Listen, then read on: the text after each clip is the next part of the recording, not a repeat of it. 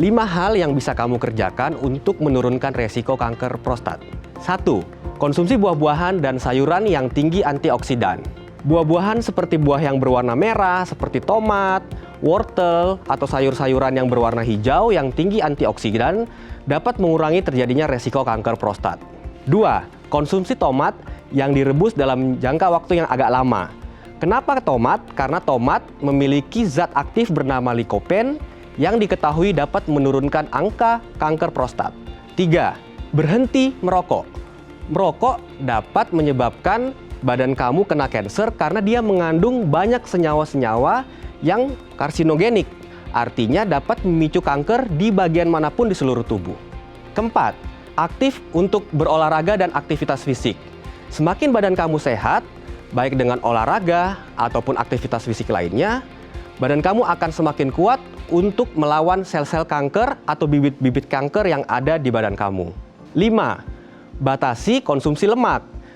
Kamu harus tahu bahwa lemak yang tinggi dan makanan-makanan tinggi kalori, terutama makanan-makanan processing food atau ultra processing food, dapat memicu inflamasi di badan kamu yang jika dikonsumsi dalam jangka waktu yang panjang, kamu bisa kena kanker.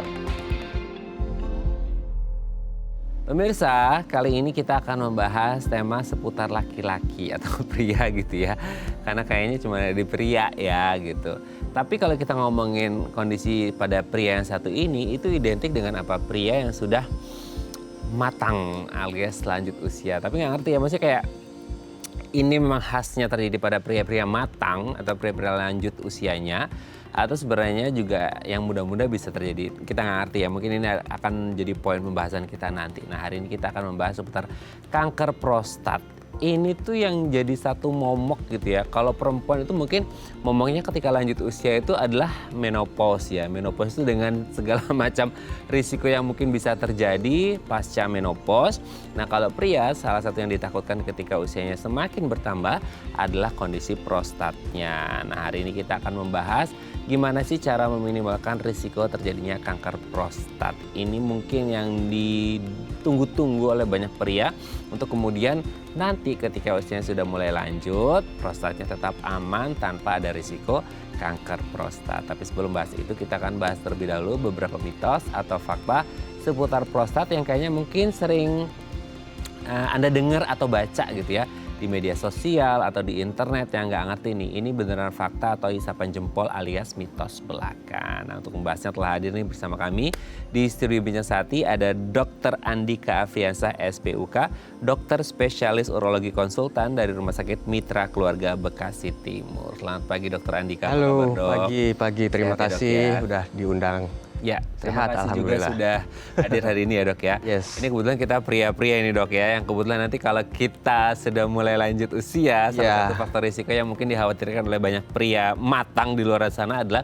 prostatnya terganggu nggak nih. Nanti kita bahas lebih mendalam ya. Kita bahas mitos faktanya dulu, Dok. Yang pertama, sering menahan kencing nih pemirsa, katanya bisa menyebabkan pembesaran prostat. Oke. Betul nggak sih kalau mungkin selama ini kita kepikiran kalau sering nahan kencing itu hanya ya sekadar ISK gitu saluran kemih. Tapi ada juga bilang kayak, wah ini juga bisa berisiko pada prostat yang bisa terganggu. Betul nggak sih ada hubungan antara nahan kencing, sering nahan kencing dengan prostat? Jadi itu mitos sebenarnya. Intinya adalah kalau dia sering nahan kencing, dia tidak serta-merta langsung menyebabkan prostatnya jadi besar. Tapi dia memperberat gejala prostat yang sudah ada. Betul, jadi misalkan kita sering nahan pipis, berujung pada infeksi. Infeksi inilah yang bisa masuk ke dalam prostat, namanya prostatitis, yang gejalanya makin berat. Jadi hubungan langsungnya apakah orang nahan pipis menyebabkan pembesaran prostat sih nggak ada. Tapi jika dia sudah punya gejala pembesaran prostat, akan memperberat gejalanya. Nah, berarti kayak gini, orang ini tidak ada gangguan masalah atau keluhan sama sekali di prostatnya nih, Dok ya? Terus kemudian berhubung karena pekerjaannya, kadang-kadang ada pekerjaan yang kayak nggak bisa langsung ke toilet lah ya kalau dia lagi mau ingin kencing. Nah, untuk yang mereka tidak ada riwayat gangguan sama sekali, mostly aman. Tapi ada risiko ke ISK. Ya, dia tidak langsung menyebabkan pembesaran prostat, tapi kena penyakit lain. Kan ada macam-macam, ada kandung kemih, kemudian ada ISK di sana. Tapi untuk ke prostat dia tidak ada hubungannya. Tapi kalau untuk mereka yang memang semisal nih ada risiko ISK karena seringan kencing dan faktor-faktor yang lain lah gitu. Kan biasanya mungkin ya ISK, meskipun ISK pada pria mungkin lebih rendah kali ya kasusnya dibandingkan sama wanita kan seperti itu. Nah, ini kan jadi catatan penting. Wah, berarti risiko untuk mengarah ke prostatnya semakin kecil juga dong, karena kan potensi untuk posibilitas ke ISK-nya juga rendah gitu. Ya, jadi kalau ditanya apakah orang yang suka nahan pipis akan mengalami pembesaran prostat di kemudian hari, biasanya sih enggak. Tapi hati-hati, tidak selamanya gangguan kencing di usia tua itu akibat pembesaran prostat untuk laki-laki. Misalkan infeksi saluran kemih berulang, itu menyebabkan kandung kemihnya berubah. Lama-lama kandung kemihnya capek kalau kena infeksi-infeksi terus. Kayak kita kena luka lah di tangan gitu. Lecet, terus sama penyembuhannya nggak bagus, kandung kemihnya jadi menebal. Akhirnya dia kena gangguan saluran kencing bukan karena prostatnya di usia lanjut, tapi karena kandung kemihnya yang sering terkena infeksi. Jadi mungkin Mas sering lihat ada istilahnya sistitis kronis. Nah, itulah salah satu penyakit yang sering juga ditemui pada lansia-lansia ini yang suka menahan pipis di usia muda gitu. Tuh, makanya selagi muda jangan suka nahan pipis. Ya, kalau bisa. Kalau bisa ya, izin sama temennya atau sama atasannya untuk pipis sebentar daripada risikonya nanti panjang di usia lanjut nanti ya dok ya. Oke, kita lanjut yang kedua dok. Nah ini dia, makan banyak tomat katanya bisa mencegah kanker prostat. Emang kan ada yang bilang kayak, ada loh kandungan di tomat itu yang gini sehingga kanker prostat itu jadi minim resikonya. Betul atau enggak sih? Itu fakta, betul. Oh wah, beneran dok? Bener. Jadi khususnya di tomat ada nama zat yang bernama lycopene. Lycopene, oke. Tetapi tomatnya nggak boleh digado yang masih mentah. Dia harus dimasak menjadi seperti bubur supaya zat lycopene-nya aktif. Biasanya kami di urologi itu sering suruh pasiennya ya masak tomatnya sampai kayak bubur gitu, sekali sehari dimakan lah untuk mencegah resiko kanker prostat di kemudian hari. Seperti itu. Tapi ini kan namanya usaha. Tidak serta-merta karena sudah makan tomat setiap hari malah nggak ngecek, nggak lakukan screening kanker prostat. Tapi tetap bisa, memang secara penelitian ada hubungannya. Ini menarik loh dok, ini menarik banget ya. Maksudnya kayak orang selama ini tuh kayak, tomat gitu. Selama ini kan mungkin tomat juga banyak yang mengenal bahwa tomat itu better memang dimasak, tapi jangan terlalu lama katanya kan, supaya jadi kayak jangan terlalu overcook. Jangan terlalu overcook, sehingga akhirnya meskipun tadi dokter Andika sampaikan kayak bubur gitu ya. Tapi gini dok, orang Indonesia itu kan nggak tahu sih. Kadang-kadang itu kita kepikiran ini tomatnya yang pure tomat atau ada additional tambahan gitu ya.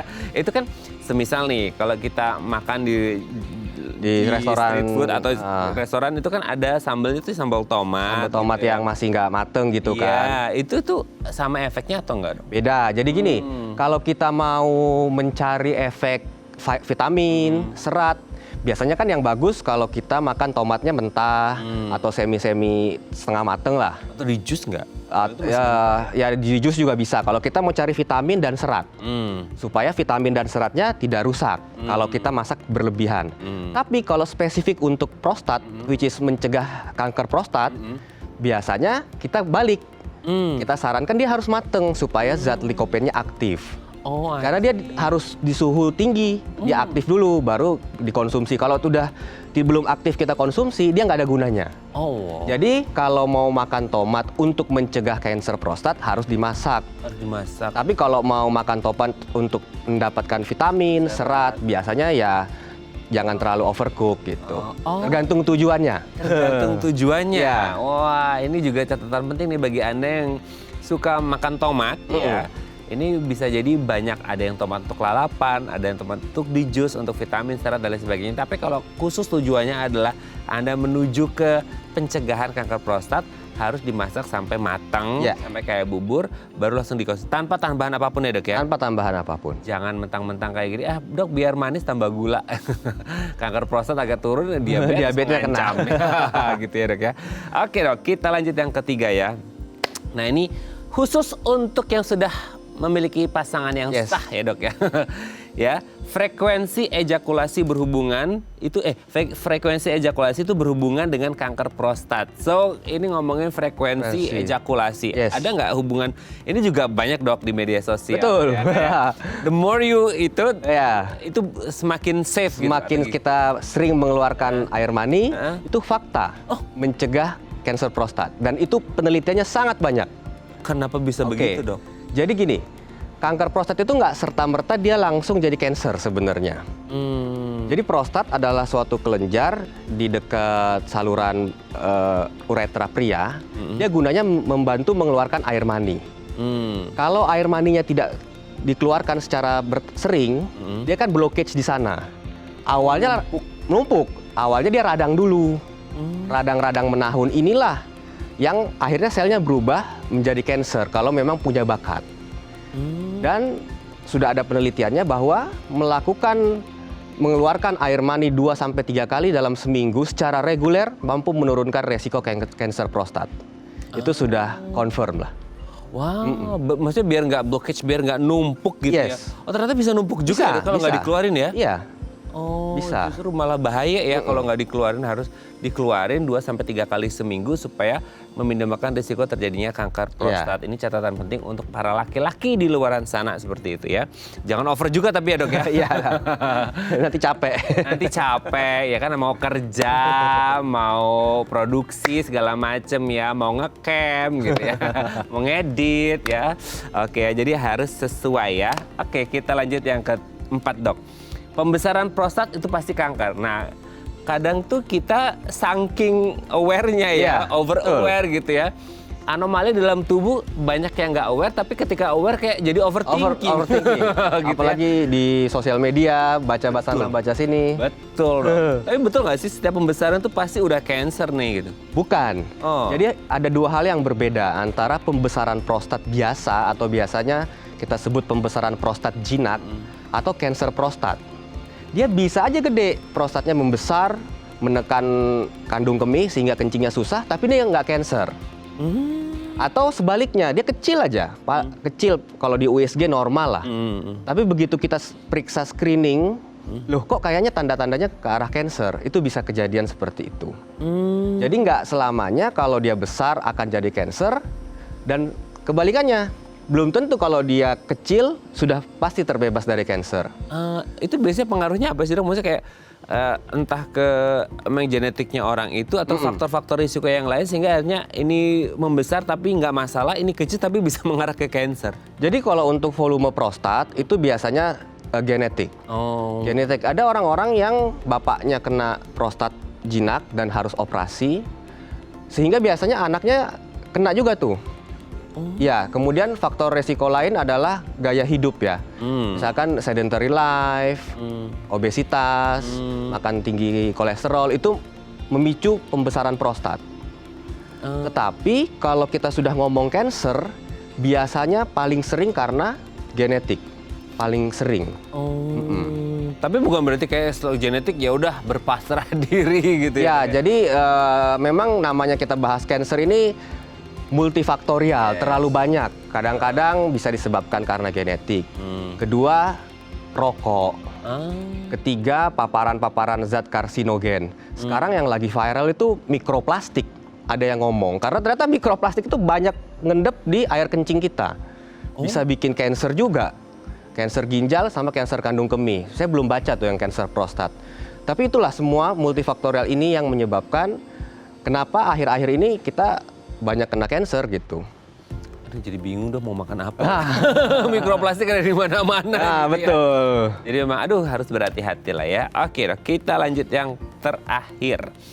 Kanker prostat hanya dialami oleh pria lanjut usia. So kita ini masih 17+ ya dok ya, aman katanya atau gimana nih? Sebenarnya itu mitos. Tapi memang di atas 50 tahun yang angkanya paling banyak. Tapi ada turunan genetik sendiri dia biasanya satu paket tuh. Kalau keluarganya punya kanker prostat, kanker payudara, kanker pankreas, atau kanker ovarium, misalkan ibu atau ayahnya kena 4 kanker di sana, hati-hati, usia 40 tahun sebaiknya mulai screening.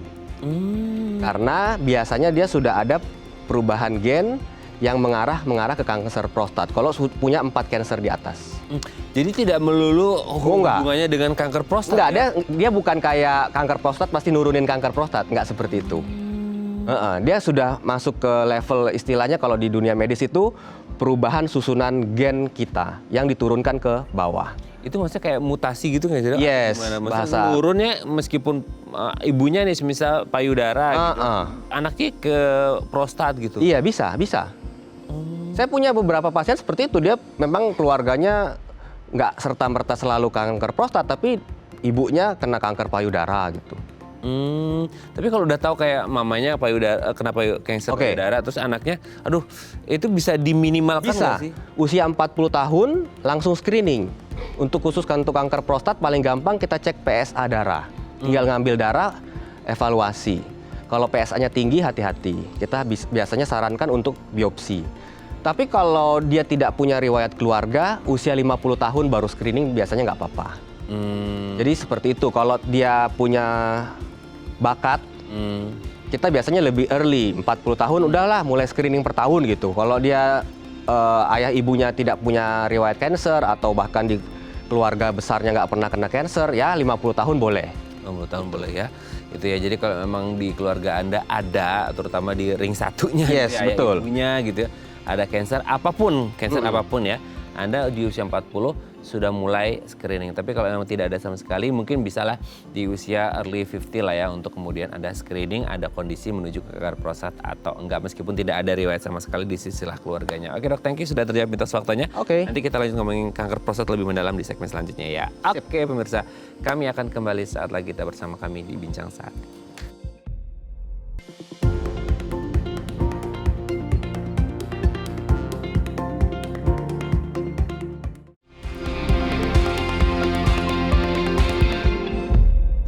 Baik, karena masih bersama kami di Bincang Saati dan kita masih membahas sama kita hari ini bagaimana sih cara untuk meminimalkan risiko terjadinya kanker prostat, terutama Anda pria-pria yang sudah masuk mungkin di usia 40 atau 50 gitu ya. Nah, kalau Anda punya pertanyaan seputar tema kita hari ini atau Anda lagi bertanya-tanya tentang kondisi prostat Anda gimana, boleh ya tanya-tanya di 021 290 32644 atau di Instagram kami di @bincangsaati.tv. Kita masih bersama dengan Dr. Andika Afriansa, SPUK, dokter spesialis urologi konsultan dari Rumah Sakit Mitra Keluarga Bekasi Timur. Oke dok, kita lanjut lagi. Sebelum kita ngomongin kanker prostat sedikit, banyak tadi udah ke-spill lah ya sedikit-dikit. Nanti kita jelaskan lebih mendalam. Prostat ini sendiri apa sih dok? Mungkin kita sering itu dengarnya itu justru ketika prostat itu sudah kanker ya. Jadi orang tahunya lebih ke kanker prostat. Oh ada prostat ya, kamu ada prostat. Oke. Lebih identik orang ngomong prostat itu udah ke cancer. Padahal setiap laki-laki juga punya prostat kan gitu. Tapi akhirnya orang identik ngomongin prostat udah pasti cancer. Nah kita breakdown dulu prostat ini apa, posisinya di mana, anatominya ada apa, dan fungsi di tubuh untuk apa gitu. Oke, jadi normalnya semua pria punya prostat. Karena dia berfungsi untuk membuat air mani. Nah, tujuan utamanya kelenjar prostat di badan kita itu adalah membuat air mani yang berfungsi untuk reproduksi, punya anak, dan sebagainya. Dia berada di leher kandung kemih, jadi tepat di aliran keluar kandung kemih. Dia melingkari saluran.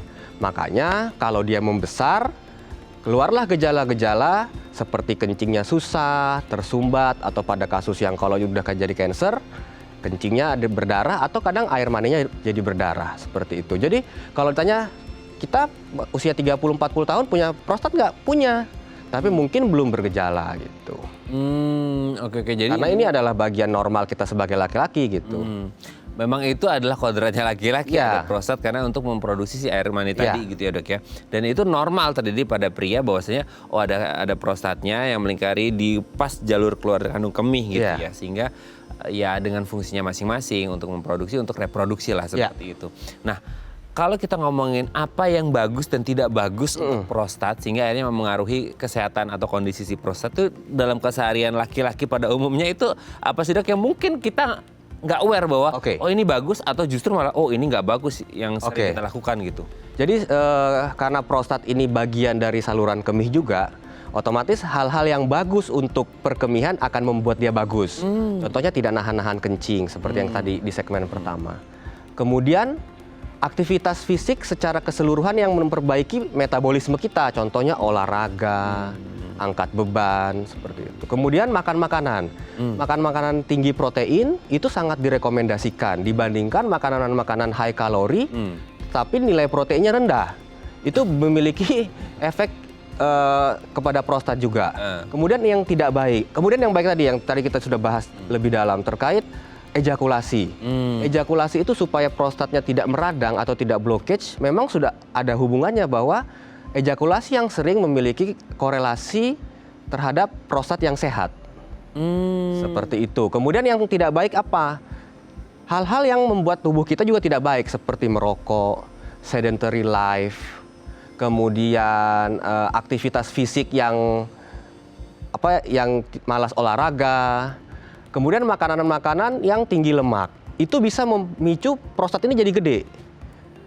Karena prostat ini lama-lama bagian dari metabolic syndrome, mirip-mirip kayak orang diabetes penyebabnya. Seperti itu. Jadi dia gemuk, malas olahraga, lingkar perutnya gede gitu ya. Itu akhirnya berkorelasi pada prostat yang lebih besar karena akhirnya dia jadi satu bagian. Aduh, itu hal-hal yang kayak sering terjadi di sekitar kita ya. Betul, betul. Jadi makanya sekarang kenapa di negara-negara barat prostat itu gede banget angkanya? Karena apa? Karena kalau ke Amerika gitu kan biasa obesitasnya parah banget dibandingkan kita negara Asia. Salah satu bagian dari metabolic syndrome sekarang adalah prostat itu gitu. Metabolic syndrome itu gemuk, diabetes sama hipertensi. Itu udah masuk ya, maksudnya selama ini kan kita tahu sindrom metabolik. Dia nggak masuk secara langsung kepada sindroma metabolik, tapi dia punya hubungan. Gejala-gejala prostat dan pembesaran prostat ini, orang yang punya metabolic syndrome biasanya ada penyakit prostatnya juga di usia lanjut. Tapi orang yang sehat, lingkar perutnya kecil, kemudian muscle mass-nya gede gitu, gejala-gejala prostatnya dan bahkan ukuran prostatnya jauh lebih kecil. Oke. Tapi kalau lihat dari apa yang disampaikan oleh Dr. Andika, bahwasanya kayak beberapa hal yang kayaknya udah jadi habitnya kita, terutama Indonesia ya. Kita belum ngomongin yang negara lain, tapi kayak di Indonesia itu dimana kayaknya kalori kita karbonya lebih tinggi daripada protein. Iya. Itu juga apakah dengan bonus demografi yang lumayan besar ini di mana konsumsi mungkin proteinnya lebih rendah dibandingkan kalori, karbo dan lain sebagainya, apakah ada risiko bahwa nanti ke depannya prevalensi dari si kanker prostat bisa lebih tinggi ke depan? Bisa karena high kalori, makanan-makanan dengan high kalori tapi rendah nilai protein itu memicu inflamasi atau peradangan secara keseluruhan. Khusus spesifik di bidang urologi bisa terjadi peradangan prostat. Peradangan prostat yang menahun akhirnya memicu bakat kanker. Makanya selain faktor faktor genetik dan faktor usia yang kita nggak bisa ubah, faktor gaya hiduplah yang bisa kita cegah seperti itu. Itu ya, gaya hidup. Ya, kalau genetik, usia. Ya itu kan kita nggak bisa ubah, kita accept aja bahwa ayah kita atau apa punya turunan kanker. Oke lah, kita harus screening satu. Terus yang kedua kita ubah pola hidupnya. Kita olahraga yang rajin, kita makan makanan yang tinggi protein, tapi kalorinya nggak usah gede-gede banget. Toh makanan-makanan tinggi protein dan kalorinya yang tidak terlalu tinggi itu cukup mengenyangkan. Mengenyangkan banget gitu kan. Misalkan kita harus makan protein yang gede, yang tinggi gitu, dibandingkan makanan karbo yang segede satu mangkok gitu. Biasanya lebih cepat kenyang yang protein gitu. Oke. Jadi lebih sehat ya. Betul. Jadi karena kan bukan ngomongin kenyangnya ya dok. Iya sih. Kayak lebih banyak nasinya gitu. Yang penting kenyang bukan itu ya. Tapi kebutuhan akan protein juga penting seperti itu. Tapi lanjut yang kayak masalah ejakulasi air mani gitu dok. Itu tadi sempat kita mention juga. Tapi sebenarnya orang ngerti nggak sih dok? Kadang-kadang kan ada orang kayak udah dok saya nggak mau mengeluarin itu gitu ya. Normalnya itu produksi air mani itu seberapa banyak sehingga ini kayak ini kayaknya prostatnya udah nggak aman nih harus dikeluarin. Itu tubuh ngasih alarm nggak sih dok? Biasanya kan kalau orang jarang ejakulasi, akhirnya berujung ke mimpi basah. Iya betul. Itu adalah prosedur atau bagian dari tubuh untuk secara alami untuk mengeluarkan air mani itu. Karena dia tidak mungkin mengendap di dalam badan terus. Dan menguap nggak mungkin. Dia suatu saat kan harus keluar gitu. Iya. Entah melalui keluar sendirilah pada saat mimpi karena tidak dikeluarkan secara sadar gitu. Itu memang bagian dari badan supaya tidak blockage. Makanya pengeluaran air mani yang reguler mampu mengurangi angka terjadinya kanker prostat karena jalurnya tidak langsung menyebabkan peradangan. Peradangannya keluar. Kalau sudah mulai meradang dia kebuka, air maninya keluar, turun lagi peradangannya. Lama-kelamaan resiko kanker prostatnya menurun seperti itu. Oke, jadi sirkulasinya lancar gitu. Ya, seperti itulah. Jadi lebih sehat, lebih ya kayak kita di udara tertutup lah di ruangan ber-AC gitu. Kalau dia sering kita buka jendelanya kan jauh lebih sehat. Betul ya. Jadi ada cross ventilation. Ya. Gitu ya. Nggak ngendep di dalam ya. Oke, thank you dok. Nanti kita lanjut lagi ya di segmen selanjutnya ya. Oke pemirsa, kami akan kembali saat lagi kita bersama kami di Bincang Sehati.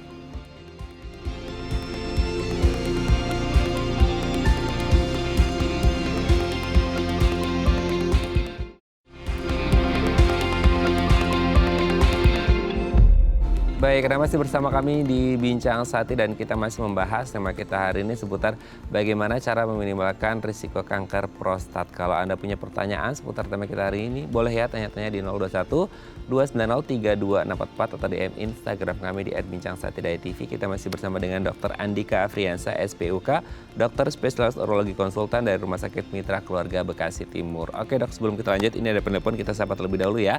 Halo, selamat pagi, dengan siapa, di mana? Halo, pagi Pak. Halo pagi Pak. Halo. Halo. Halo. Ya, dengan Bapak siapa, di mana Pak? Rusman, Bapak Rusman Jambi. Pak Rusman di Jambi ya. Mungkin televisinya dikecilin dulu aja Pak, komunikasinya via telepon aja. Iya. Ya, biar nggak delay. Ya, siap. Ya, gimana pertanyaannya Pak Rusman? Ada yang bisa dibantu? Ini Pak Dokter, Ya. saya sudah 2 bulan Ya. kencing berdarah. Waduh. Oke. Sudah 2 bulan kemarin. Ada sakit nggak Pak kalau pipis Pak? Ya, Nyeri nggak? Nyeri? enggak nyeri. Oke. Cuman keluar darah. Keluar darah gitu ya, tiba-tiba hilang sendiri kalau Bapak banyak minum ya? Nah, dari begitu, saya langsung dioperasi melalui kelamin. Iya. Bulan tapi keluar darahnya. Bagaimana Pak Rusman, ini terputus-putus suaranya Pak? Ya, saya udah 2 bulan dioperasi. Pak Rusman sudah dioperasi? Sempat dioperasi ya, gara-gara kencing darahnya? Tapi darahnya masih ada kadang-kadang. Oke. Katanya kemarin tuh mau dioperasi. Nah, bagaimana dokter? Bagaimana Pak Rusman? Ini kondisi sudah dioperasi atau belum atau gimana? Sudah dioperasi. Penyakitnya apa Penyakitnya Pak apa, katanya? Penyakitnya kencing berdarah. Bukan penyakit yang dokternya ngomong ke Bapak? Ada prostat. Oke. Oh, prostat. Ya. Oh, oke. Ya. Oke. Ada lagi dok yang tanya? Cukup lah. Cukup ya? Nah, katanya mau jadi saya dipikir dulu Bapak. Mohon petunjuknya. Oh, mohon petunjuknya. Baik, siap. Baik. Oke, Ya. sudah jelas ya dok ya? Ya. Oke, Ya, baik. ya. Baik, terima kasih Pak Terima kasih ya, Rusman Pak. yang ada di Jambi. Kita akan coba jawab ya. Jadi mungkin ada gangguan atau keluhan di prostatnya, di operasi, Ada pasca kencing operasi darah. ada kencing berdarah. Nah itu gimana dok? Ya, jadi memang kencing berdarah ini yang kita harus hati-hati, apalagi usia lanjut. Kita harus meyakinkan bahwa dia bukan kanker dulu, seperti topik kita hari ini.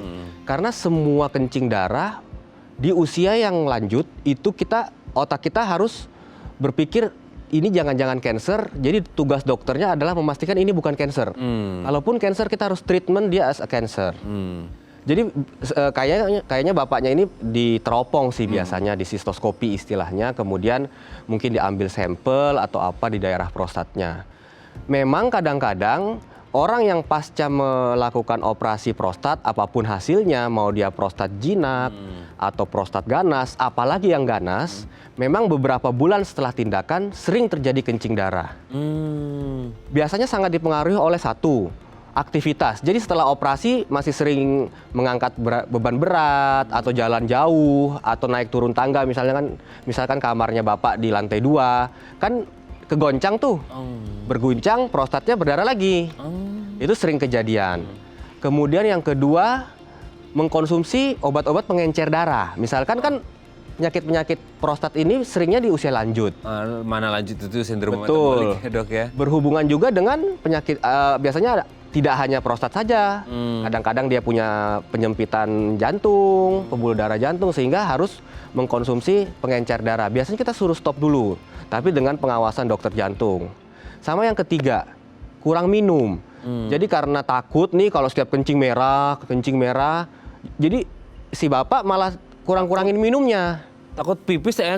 Iya, malah jadi itu yang bahaya, malah bisa terjadi bekuan darah. Jadi selama dia kencing darah, tapi bisa keluar kayak seperti sirup berwarna merah tanpa ada macet, itu lebih baik dibandingkan keluar gumpalan-gumpalan darah seperti jelly. Itu bisa nyumbat masalahnya. Itu sih, jadi memang kadang-kadang memang itu adalah salah satu hal yang bisa terjadi setelah peneropongan operasi prostat. Tetapi as long as dia bisa keluar nanti biasanya dia sembuh sendiri. Biasanya sembuh sendiri, dikasih obat-obatan, biasanya dokter yang operasi akan jauh lebih tahu lah. Yang penting kita tahu hasil teropong itu bukan cancer. Kalau dia memang cancer harus ada treatment lanjutan lah.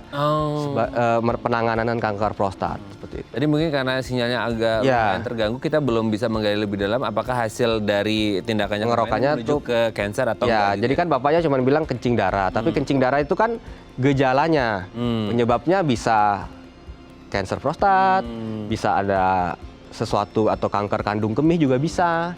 Itu sih yang saya kepikiran tadi dari wawancara singkatnya. Oke ya, semoga ini bisa menjawab pertanyaan Pak Rusman ya tadi kalau nggak salah, yang ada di Jambi. Dan tetap tadi ya dilakukan apa yang disampaikan oleh Dr. Andika untuk gaya hidupnya, minumnya tetap dijaga, obatnya juga gitu ya. Dan kalau butuh lanjut ya hubungi dokter yang kemarin sudah melakukan tindakan gitu ya, untuk tindakannya lebih lanjut seperti apa. Karena kita ngerti ini hubungan dengan kanker atau enggak gitu ya. Terima kasih sudah menghubungi kami Pak, dan semoga sehat selalu. Oke, kita lanjut lagi. Nah, tapi kalau kayak kanker prostat ya, kebetulan tadi ada contohnya dari Pak Rusman gitu ya. Kanker prostat ini sendiri dia bisa terjadi di usia, tadi kan kalau genetik di 40 sampai 50. Nah, itu kayak selain usia, faktor-faktor risiko yang mendukung sehingga akhirnya kayak wah ini orang berisiko besar itu apa aja sih, Dok? Ya, kalau ngomong cancer memang multifaktorial dan sampai saat ini orang hanya menerka-nerka tanpa tahu yang pasti yang mana. Satu genetik itulah yang saat ini penelitiannya paling kuat. Gen ini tidak serta-merta bapaknya harus kena kanker prostat, tapi yang tadi 4 besar kanker seperti kanker payudara, ovarium, pankreas, sama kanker prostat itu sendiri. Kalau dia turun ke anak laki-lakinya itu bisa menjadi kanker prostat.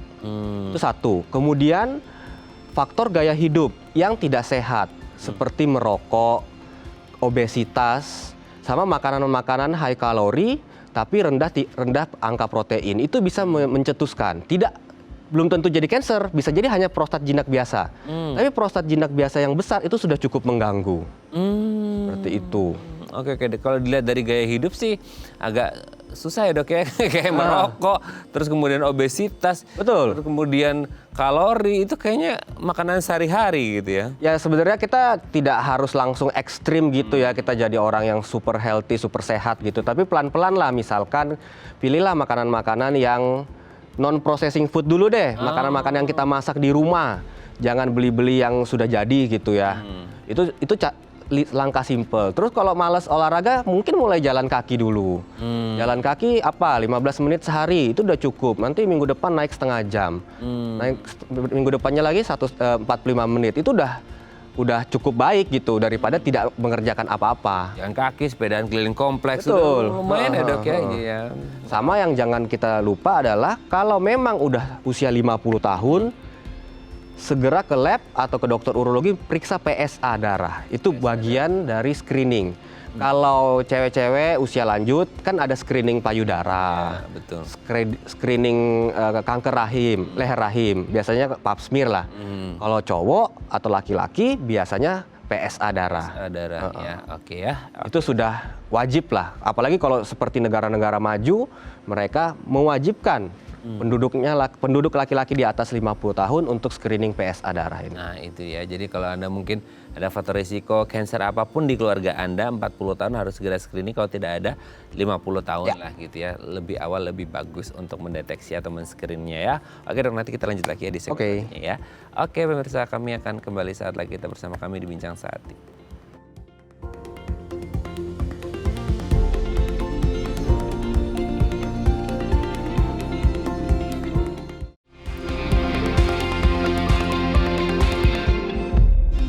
Baik, karena masih bersama kami di Bincang Saat dan kita masih membahas tema kita hari ini seputar gimana cara meminimalkan risiko terjadinya kanker prostat. Kalau Anda punya pertanyaan seputar tema kita hari ini boleh ya tanya-tanya di 021-290-3244 atau DM Instagram kami di @bincangsaat.tv. Kita masih bersama dengan Dr. Andika Arfiansah, SPUK, dokter spesialis urologi konsultan dari Rumah Sakit Mitra Keluarga Bekasi Timur. Oke dok, dengan kondisi yang ada misalnya 40 dengan ada riwayat keluarga cancer atau 50 tidak tanpa ada sama sekali, tadi PSA darah.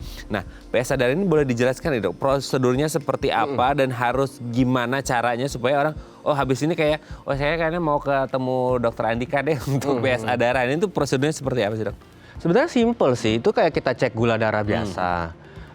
Bahkan dia tidak perlu puasa. Datang ke lab, biasanya kadang-kadang ada lab yang butuh pengantar dari dokter, kadang-kadang juga enggak, karena kan dia bagian dari screening. Ada bagian kecil di situ namanya screening cancer, biasanya masuk ke paket screening cancer, PSA. Tinggal dicentang, harganya juga nggak mahal sebenarnya. Cukup ngambil darah, ada hasilnya, biasanya patokannya 4. Kalau dia di bawah 4 biasanya bisa tenang lah, nggak ada tanda-tanda cancer. Tapi kalau ada di atas 4, biasanya harus konsul ke dokter, baru kita lihat nih peningkatannya apakah mengarah ke cancer atau penyakit lain, misalkan peradangan prostat juga sering gitu. 4 itu maksudnya apa dok? Angkanya 4 nanogram per desiliter. Oke. Berarti kalau 4 ini jadi ambangnya. Batasnya. Oke. Kayak kita kolesterol ambangnya 200 gitu kan, kalau PSA 4. Berarti harus amannya itu di bawah 4? Iya. Oke. Nah setelah misal kayak udah di 4 dok atau 4 lebih, itu biasanya langsung apa yang harus akan kita kerjakan? Oke, biasanya kita lakukan pemeriksaan fisiknya dulu. Dilakukan perabaan prostat. Jadi biasanya dokter urologi akan meraba prostat. Biasanya melalui, karena prostat itu di dalam ya, biasanya kita minta pasiennya tiduran miring, lalu jari kita meraba prostat via masuk ke area dubur. Kalau ada tanda-tanda, misalkan prostat itu keras, kemudian berbenjol-benjol, karena prostat yang normal itu dia biasanya kenyal, seperti karet gitu, bukan keras seperti batu. Kalau dia kalau dia keras, berbenjol-benjol, biasanya kita lanjut ke MRI. MRI nanti lebih jelas tuh. Oh, titik-titik mana yang kita curigai cancer, dan disitulah kita masuk untuk biopsi atau biopsi prostat. Nah, itu yang menarik dok. Biopsi juga banyak orang yang agak, aduh dok biopsi dok nanti takut nyebar. Enggak, nanti sebelum kita bahas itu kita ada DM Instagram dok dari pemirsa saya bacakan ya, ini dari Pak Ano. Dok, buat pasien kanker prostat yang sering kencing berdarah, wah sama nih kayak tadi ya, dan HB-nya sering turun, apa memang sudah harus kemo atau ada solusi lain? Terima kasih. Oke, kanker prostat itu memang sering Pak menyebabkan kencing berdarah. Kalau fase-fase awal air maninya dulu yang berdarah, tapi kalau sudah besar masuk ke saluran kandung kemih, itu biasanya muncul sering kencing berdarah. Kalau tidak bisa ditangani, dia penanganannya tergantung stadium sebenarnya. Kalau stadium 1 atau stadium 2 masih terlokalisir di daerah prostatnya, biasanya dokter akan merekomendasikan untuk mengangkat prostatnya. Jadi namanya di radikal prostat. Jadi prostatnya diangkat secara utuh sehingga kankernya hilang. Tapi kalau dia sudah mulai menyebar ke tempat-tempat lain, biasanya perlu ditambahkan radiasi. Nah, radiasinya ini memang harapannya membunuh si kansernya. Tapi kalau sudah lebih lanjut lagi tahapannya, biasanya masuk ke terapi-terapi seperti kemoterapi atau hormonal terapi, seperti itu. Berarti kalau hubungannya kayak HB-nya sering turun, wajib kemo. Ya, Kan itu HB-nya artinya turun sudah terus. kita harus membuat pendarahannya berhenti. Biasanya kalau di rumah sakit kami ada radiasi tuh, namanya salvage radiasi. Jadi kansernya kayak dibom sama radiasi supaya perdarahannya berhenti. Itu bisa kita kerjakan sih. Sering lah. Beberapa rumah sakit yang memang khusus untuk penanganan kanker cukup sering mengerjakan hal itu. Sering ya. Oke, semoga dia bisa menjawab pertanyaan Pak Ano dan semoga sehat selalu ya. Kalau memang ada keluhan, segera langsung dikonsultasikan ke dokter Anda. Oke dok, nanti kita lanjut lagi ya di segmen terakhir. Tadi ada sempat mention kayak untuk di biopsi seperti apa. Oke. Ini mungkin yang harus diluruskan juga di masyarakat kita. Nanti kita bahas di segmen terakhir ya. ya. Oke pemirsa, kami akan kembali saat lagi kita bersama kami di Bincang Sehat.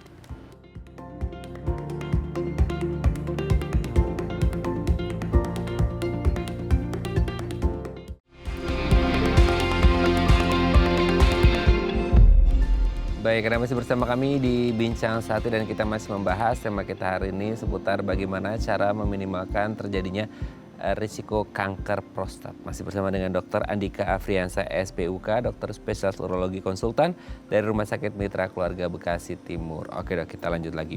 Nah, kalau akhirnya sudah ditegakkan diagnosis bahwa ini kanker prostat ya, tadi sebenarnya juga ada pertanyaan dari pemirsa kita lewat DM juga sudah disebutkan sedikit. Tindakan-tindakannya itu biasanya kan orang kayak, dok apa benar harus operasi gitu ya. Terus kemudian sebelum operasi kan biasanya tadi ada sempat juga biopsi. Nah ini juga kayaknya most likely ketika kita ngomong cancer kan ada tindakan biopsi ya untuk benar-benar bahwa oh ini mungkin ya stadium berapa dan lain sebagainya. Nah orang tuh takut dong biopsi any kind of cancer ya sebenarnya, kayak biopsi itu sebenarnya aman guys, itu takutnya metastasis tuh malah menyebar gitu. Atau gimana? Ya. Jadi khusus untuk prostat sendiri, biopsinya biasanya kita menggunakan jarum super halus. Jarum super halus, dia akan masuk di daerah perineum. Di daerah perineum itu kalau di laki-laki di bawah buah zakarnya sedikit, mungkin kita ngambil 10 titik berdasarkan MRI tadi, kita ambil titik-titik yang kita curigai cancer. Baru nanti jaringannya kita periksa ke lab, tunggu mungkin sekitar 5 hari kerja, setelah ada hasil baru kita tahu bahwa ini cancer atau bukan. Dia bikin menyebar atau enggak, sampai saat ini untuk prostat loh ya, saya nggak tahu cancer lain. Untuk saat ini penelitian mengatakan bahwa khusus untuk cancer prostat, biopsi tidak menyebabkan dia menyebar. Karena jarum yang kita gunakan super halus. Seperti itu, dan prostat itu ada kapsulnya, jadi dia pelindungnya kuat banget. Oke, aman ya? Aman. Karena pasti semua tindakannya itu sudah sesuai SOP medis lah ya, seperti itu ya. Nah kalau sudah, oke dok, ini sudah diagnosis bahwa benar ini kanker prostat. Nah tindakannya itu biasanya untuk benar-benar di take out si kanker. Kan kalau kita ngomong kanker kan ya ada sesuatu yang solid gitu ya, sehingga akhirnya kayak tadi kan diraba terus keras gitu, itu di take out atau seperti apa? Jadi penanganan kanker prostat itu tergantung stadium, sama kayak kanker lainnya lah. Biasanya makin dini dia, kita akan berusaha men-take out dia. Prinsipnya mirip-mirip kanker yang lain, termasuk untuk kanker prostat. Kalau dia stadium 1 atau stadium 2, bahkan saat ini stadium 3 orang berani untuk mencoba mengangkat dia as a whole gland. Jadi prostatnya diangkat, jadi dioperasi seutuhnya, namanya radikal prostat. Karena dia mengangkat prostatnya secara utuh, harapannya karena prostat satu renteng prostatnya diangkat, dia tidak akan kumat lagi di kemudian hari. Itu untuk operasi. Itulah yang paling bagus saat ini. Kemudian bagaimana kalau dia sudah mulai menyebar di luar kapsul? Kadang-kadang ada opsi lain seperti diradiasi. Di radiasi itu kita sebut radioterapi lah, dengan menggunakan sinar pengion, ditarget menggunakan alat beberapa siklus gitu, kansernya ditembak supaya dia mati. Memang nggak enaknya apa, meskipun alatnya makin canggih, bisa melokalisir titik-titik yang targeted, tapi kadang-kadang namanya alat bisa juga menyerang ke tempat-tempat yang di luar yang kanker. Misalkan kalau dekat prostat kan dekat di daerah saluran cerna, jadi biasanya BAB-nya nggak enak gitu, atau kandung kemihnya yang kena bisa kencing berdarah. Atau kalau sudah tidak bisa lagi, sudah menyebar lah, dilakukan PET scan menyebar atau bone scan, itu scan untuk mencari anak sebar. Kan nggak mungkin, misalnya dia menyebar ke tulang beberapa titik, tulang-tulangnya diangkat kan nggak mungkin. Biasanya kita masuk ke hormonal terapi. Jadi kanker prostat itu sangat berkorelasi sama testosteron. Jadi makin tinggi testosteronnya dia makin subur. Makanya terapinya adalah testosteronnya diturunkan. Ada obat-obatnya seperti itu. Oke. Dok, khusus untuk yang take out tadi ya, itu maksudnya benar-benar prostatnya diangkat semua orang pikir, Dok, terus nanti produksi air maninya gimana? Nggak ada. Aktifnya, ya itu maksudnya. Terus kemudian kalau masih yang ingin aktif reproduksinya gimana gitu? Oke, air mani otomatis sudah nggak ada. Tidak bisa mengeluarkan sekret, tidak bisa mengeluarkan air mani lagi. Tapi dengan majunya teknologi operasi, biasanya dokter itu bisa memisahkan saraf-saraf yang berhubungan dengan ereksi. Jadi dia bisa kemaluannya keras pada saat berhubungan, tapi tidak bisa pada saat orgasme tidak mengeluarkan air mani saja. Seperti itu. Tapi hubungan suami istri bisa. Masih bisa, tapi untuk punya anak, karena kan prostatnya udah diangkat, air maninya sudah tidak ada, jadi kering aja gitu. Dok, tapi kalau kayak di awal-awal dok, kayak mungkin ya stadium 1 itu masih bisa konservatif nggak sih dok tanpa diangkat atau gimana? Oke, ada namanya active surveillance. Itu kita biasanya pilih kalau kalau setelah biopsi itu kita ketemu tuh, dia ganasnya nomor berapa sih? Biasanya kita di laporan biopsinya keluar tuh. Dokter patologi anatomi akan mengeluarkan Gleason score-nya. Biasanya kalau Gleason score-nya 6 gitu, kan dia dari 0 sampai 10 gitu. Kalau dia rendah, misalkan cuma 5 atau 6, yang tinggi-tinggi itu seperti 7, 8, 9, 10, biasanya kita masih bisa lah untuk, kita pending dulu untuk operasinya. Tapi dengan pengawasan ketat. Begitu ada PSA-nya loncat dalam beberapa waktu, kita no excuse lah. Harus ada terapi. Tidak harus operasi kalau dia nggak mau, perlu radiasi, atau terapi-terapi lain yang sesuai dengan guideline atau panduan kanker prostat kita gitu. Kalau untuk yang ditembak dok, ada kemungkinan nggak bisa muncul lagi someday? Ditembak dalam artian ini diradiasi. Diradiasi. Secara prinsip pasti bisa, even di operasi pun juga bisa. Karena kan kita nggak tahu, kita berhadapan dengan, biasanya even kita operasi bersih nih.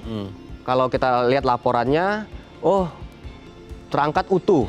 Tapi kok beberapa tahun kemudian muncul lagi, itu bisa kejadian. Namanya kita berhadapan dengan kanker, sel-selnya mikroskopik gitu loh Mas. Jadi tidak selalu menjamin 100%. Mungkin ada sisa debrisnya sehingga Iya.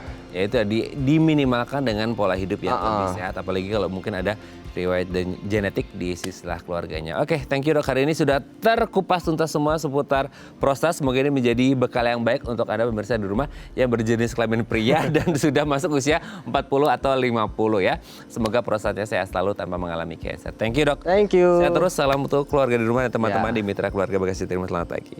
Terima kasih. Oke pemirsa, itu tadi perbincangan kita dengan Dr. Andika. Semoga bermanfaat ya. Dan jangan lupa untuk terus menyaksikan konten-konten inspiratif kami di platform Dae Plus. Saya Raden Batya Sumit. Sampai jumpa dan selamat kembali beraktivitas di hari Selasa yang indah ini. Ingat, jaga kesehatan prostat Anda dengan melakukan hal-hal yang baik tanpa sedentary lifestyle. Kalau genetik, umur itu nggak bisa diubah. Tapi kalau pola hidup yang sehat itu bisa diubah asal Anda punya komitmen dan disiplin. Sampai jumpa. Thank you dok.